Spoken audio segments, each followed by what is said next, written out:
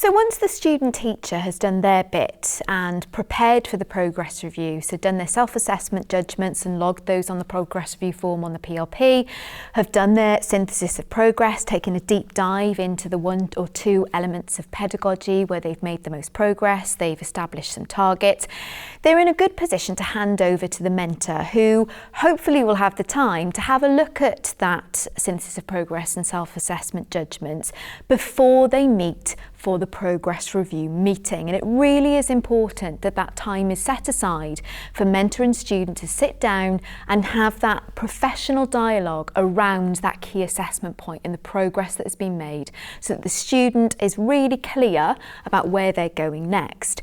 So at the point at which the mentor is looking at all of that prep work the student has done, they will also be expected to fill in their own assessment judgments of the student, and they'll be able to look at the self-assessment judgments that the student has made and maybe e-mark any of the elements of the standards where they feel that perhaps the student teacher has either been a bit too conservative or has maybe been a little bit too generous.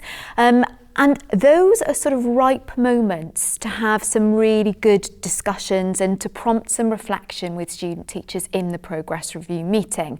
Of course, remembering that the mentor's judgment is the one and is final when it comes to progress reviews. The other thing to note before we get in to have a look at what a progress review meeting might look like is that as a student teacher progresses from novice all the way through to capable or QTS plus, so to the point at which they are eligible for QTS, they go through different stages as a learner. So a novice student teacher might need a little bit more prescription, might need a little bit more guidance in those early progress reviews in order to get to grips with the elements of the standards, to get to grips with self-assessment, because novices, as we know, can find it quite difficult to self-assess. So the approach for you as the mentor in the progress reviews will probably evolve and be much more facilitatory towards the end of the PGCE programme, where you'll be prompting and encouraging the student teacher to identify how they're going to address any targets and to be much more critically reflective and much more autonomous in driving their progress forward. So what are we going to look at first, Tom? Well, we hope we've set everybody up for a really rich dialogue here, but what we haven't done yet is given some concrete examples of what that might look like. So, through the magic of role play, let's take a look at 1 or 2 examples of the type of dialogue that you might come across in a good example of a progress review meeting. So Emma, progress review, thanks for coming along. Your first progress review, thanks for doing all of the homework in advance. Really grateful for that. I can see that you've identified your behaviour management as something that's been a major leap forward for you, and I know that was something you were a bit scared of when you first came into the classroom. So tell me all about that. What have you been doing? Yeah, well, I think I knew about behaviour management and managing the learning environment, and I understood why it was important, but I didn't quite have the experience. I had very limited practical classroom experience about how to do that, and I know that you were giving me sort of regular feedback about the importance of knowing the pupils, because I had this sort of block where I didn't feel like confident to challenge them, and I also didn't know them well enough to be able to challenge them. So you said that I obviously needed to know their names, and I needed to use the same signal and the same strategies for regaining their attention, because I was sort of using different ones at different times and different classes. So I knew that had gotten better because I was just looking back at my blue book, and you were more consistently writing that my confidence was increasing. You were commending me on the fact that I was sort of following up on the instructions and insisting that particularly some of those pupils in the Year 8 class that I teach, that they were listening and that there were consequences. And I reflected on some of this as well, and I have noticed that particularly with that Year 8 class they're a lot calmer. And also on my most recent learning and teaching observation, I was graded as aware for P1, so I felt confident that I think I'm at aware at this stage now. Well deserved as well, that aware. And how did you find seeing them in other classes? Because I know I suggested you went and saw them in some of those other subject areas. What was that like? Well, it was helpful because I could see that it wasn't just me that they were behaving that way for, although I did notice that the advice that you were giving me about consistency, that the teachers who were using those consistent instructions were getting better results. So that helped me, and it also helped me to sort of understand the relationships that the different teachers had with those pupils and which approaches in particular helped them to be more engaged. I think I've got a bit of a way to go to work on that because I still don't feel like I fully know them, but it was good to see them in different subject environments, and I picked up quite a few extra tips from that. Yeah, well, don't forget those guys have been here, 7, 8, 9 years. You've been here a couple of weeks. These things take time. Yeah, and you did recommend, and I did read Sherrington and Cavaglioli's the walkthrough section that was really helpful because it helped me with the way that I was framing some of my feedback to students. So if I want my instructions, if I wanted them to do something, I was trying to frame it more positively and giving them options, which was helpful. You could do this and this will happen, or you could do this and this will happen. And I found that quite helpful, particularly with that one pupil who tends to be a little bit more sort of defiant and tends to not make good choices. So that was helpful as well. So that's a really classic example of a way that a student teacher will develop in that really bread and butter area of behaviour management. That student teacher was struggling or was a bit worried about it earlier on. And it probably, because it was at an early stage, I expect that mentor told that student teacher to go and have a look at that particular experienced teacher and to do those things. But in the progress review, they're pulling out of the conversation, why did you get better? What did you do to get better? Because it is that process of accessing the other standard areas in order to move pedagogy forward, which if the student starts to understand it, they can start to apply it to other areas of their practice. They eventually will be coming up with their own solutions to areas for development. And so it was good to see that the mentor wasn't just saying, right, here's how good you are. They were trying to pull out of the student teacher not only how they'd achieved it, but also examples of how they knew that they'd got better. And so the student teacher was able to give some concrete examples of things that had gone well in the area of behaviour management. Now, as we know, particularly in the early stages, a student teacher is not always going to be very confident at self-assessment. So what we need to see now is how you might manage as a mentor the moments in a progress review where there is some sort of discrepancy between the student teacher's self-assessment judgments and the judgments that you are making as the mentor. How you navigate that conversation and help the student come to understand why your judgment is slightly different. So let's have a look at that now. Okay, so moving down a little bit to P5, involving partners in learning. So we've got an aware there. Talk me through that. Yeah, I found this one a bit tricky because I was with you at parents' evening and I did get a lot from that, and I was looking at the adjectives for aware, and I kind of thought, well, I'm aware of the need to. Yeah. So I just wasn't really sure on this. So I put aware, but I'm being honest now. I didn't really know. I wasn't confident in my own grading on this. Well, I mean, the first thing to remember is that sometimes you need to take time to get to aware. So unaware doesn't mean necessarily bad. It can sometimes mean haven't had enough time. You're right, you did come to that parents' evening. It was loads of fun. It's a funny one, this standard. It's this element of the standard. It's a little bit wider, I think, than just parents' evenings. There are a lot of partners that we've got. I mean, for example, we had that learning support assistant in earlier today.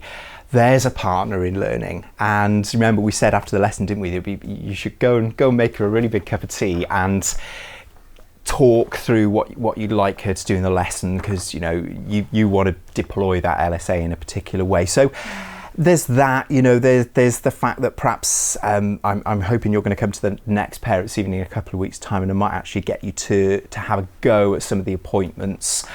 I think probably what we might need to say with that one is that you've just got off the mark with that parents' evening, and you really enjoyed doing that.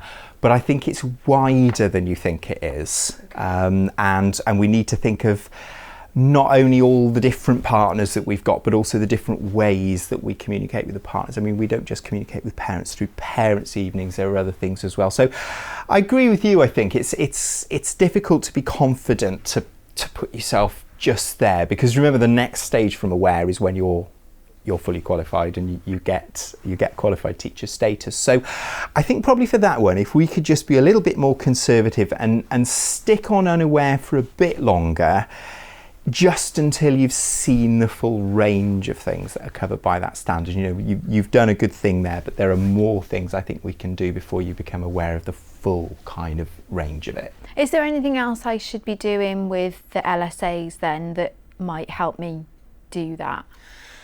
Well, talking to LSAs is always a really good thing to do, and you probably notice we're all running around like crazy people, and you have actually got a little bit of time, and you've got an R&E time, haven't you, after that lesson. They always love to have those conversations with the teachers and to know what they should be doing. I mean, they'll do good things by themselves, but you said afterwards, didn't you? I wish that LSA had done that. Yeah, I wasn't really sure whether I was supposed to tell them, or I wasn't sure. Can I do that? I wasn't sure. You can, in a nice way. The thing to bear in mind with LSAs is they will have a person often that they're attached to, and there will be particular things that they've been told need to happen. But within those sort of boundaries, you can definitely ask them to help you with particular things. I mean, there might be times sometimes where you just like to see if they could maybe help a little bit less and see if the pupil does okay, because quite often they're there to help with things like writing and reading, and if there's not a lot of that going on, sometimes it can be nice for them to take a step back and the pupil to have a bit more independence. So certainly be a bit creative there, and if you get the opportunity for a chat with them and use them to the full, they'll probably enjoy themselves as well, because I think those of us who are teaching full teaching loads, sometimes we perhaps forget to talk to them as much as we should. Mm-hmm. Thank you. So what we saw there was an expert mentor very delicately but very clearly identifying to the student teacher what it was that had gone wrong in their self-assessment judgment. And with regard to P5, they'd sort of misunderstood the range of practice that is encompassed by this particular descriptor.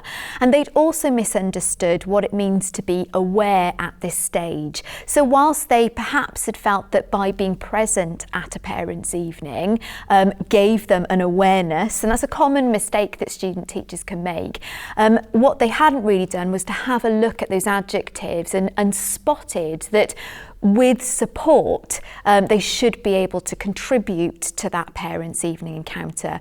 And also, the mentor makes some good points about how the student teacher is missing opportunities to work with other stakeholders in the classroom, such as teaching assistants. So what the mentor does then, to make things very clear in terms of the next steps for the student, is to identify the things that they need to do next in order to get to that aware threshold. So I think there's a two-part here to take from this, is to really clarify for the student teacher why their self-assessment judgment wasn't quite correct, and then give them clear next steps about what they need to do to get to the threshold. And I suppose that's what all good teachers do, Tom. Yeah, good professional dialogue like that shouldn't just be looking backwards, it shouldn't just be summative, it should look forwards as well, to help the student teacher see that process of identifying the next steps and the areas for development and how to address them. So let's take a little look at how the conversation can turn towards targets, areas for development and next steps. Okay, so your areas for development on the progress review, I can see you've got assessment there. Really glad to see that you've identified that that's really, really important, absolutely vital. So I'm glad to see that one there. You say you want to plan these assessment for learning opportunities. Yes, you need to understand how pupils have done against your learning intentions. How are you going to go about doing that, do you think? Well, I think I've got an understanding of the sort of basics of the strategies, and I understand that, and this is why I think I am at Web. So I understand that I need to match the strategies to the sort of the learning intention and success criteria. So like, how am I going to measure whether it's happened? But I don't always really know how to do that in order to really understand how each individual or groups of learners have progressed. So I think at the moment I'm sticking to the ones that I've seen and that I know kind of basically about, like self-assessment, peer assessment, and teacher observation. I'm sort of sticking to those, and I know that you've said a few times in my feedback to think about particularly questioning techniques. So I've put there about wider research and researching more techniques. So I think specifically I need to look at questioning, and I need to take some time to think about the impact that adding some more of those strategies is having. And I think to build my confidence, it would be really helpful if I could just do a bit more sort of co-planning on that as well, just so I get a better understanding of how you're maybe planning yours, or whether you think the ones I've planned are the right ones. Yeah, definitely. We could co-teach as well. I mean, that'd be quite a fun thing to do. If I kind of do all the logistics and the sort of low-level disruption stuff, so that your head is clear to think about assessment as well, would that be a good thing? Yeah, that would be really helpful, because sometimes when I'm thinking about like what's coming next in the lesson, I'm not really listening sometimes to the responses of the pupils, because I'm thinking, oh, I've got to get them through to the next bit. So yeah, that would be really helpful. It's a nice one for R&E, actually, assessment, isn't it? Because it's so broad. You could go and do some observing again, you could go and do some talking again, but there's plenty to read as well, so you can really mix and match those different kinds of uses of R&E time. Great, that sounds really good. It says 3 to 4 targets for this. I mean, I think we've just had that discussion, haven't we, about P5, about working with the partners. I think it'd be perfectly fine to put that one down as an area for development as well, because I think that's really doable. And it's a little bit different as well. It's got some different activities. But it may also help. I mean, they might help one another. If you're working with that LSA, for example, and supporting that pupil, that might feed a little bit into your assessment as well. So these things never kind of work in isolation. So stick that one down as well, and we'll work on that in the next few weeks. So once again there, we can see the integrated nature of the professional standards at work, because not only are we hearing about what needs to happen next, we're also looking at how it's going to be addressed through those all-important areas such as collaboration, such as professional learning. And it's really important to model that process so that a student teacher becomes able to do that for themselves. Now, what was great here as well was that the student teacher identified targets, but the mentor didn't shy away from prescribing some extra targets that had been missed by the student teacher, and had given prompts where necessary for the students so that they knew exactly where they were going and they knew how to address those targets. So it's fine to then prescribe for the student teacher to make those final adjustments on the synthesis of progress, having gone through the progress review, so that it's all very clear and logged on the synthesis of progress, so the student knows exactly where they're going next to get them ready for the next progress review. And of course, the mentor has then got some final jobs to do. On the progress review form on the PLP, there is space for them to write the areas of strength and areas for development from their perspective that should really tally with everything that was discussed in the progress review. There shouldn't be any surprises there. There are the usual opportunities for the mentor to flag up if the student teacher is or is not upholding the code of conduct, student teacher code of conduct.